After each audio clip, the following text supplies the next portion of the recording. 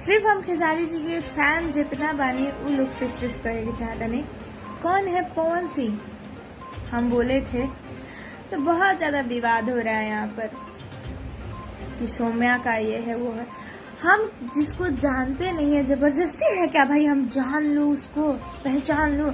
हम नहीं जानना चाहते वो इंसान को जानते नहीं है तो जबरदस्ती है पहचान लो जान लो।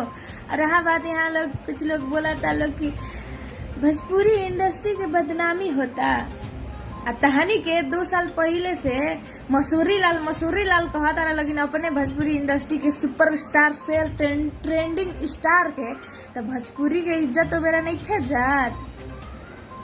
वो कहाँ के हवन भोजपुरी इंडस्ट्री के ना हवन। रहल बात कुछ कहे के तो हम सबसे पहले खेसारी जी के फैन है ओकरा अलावा कुछ है ठीक बा कौनो बड़का स्टार ना है कि हमरा कुछ हो जाए। हम सबसे पहले खेसारी जी के फैन है तो उनके तरफ से ये कहे के चाहता नहीं वो तहानी जैसा आदमी से मुंह ना लागेला ठीक बा।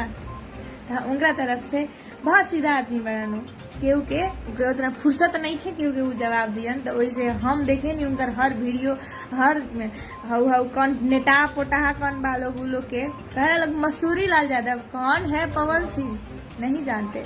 जरूरी है जानना। भोजपुरी इंडस्ट्री में हम खेसारी जी को जानते हैं मनोज तिवारी जी को जानते हैं हीरो जी को जानते हैं ये लोग हैं स्टार।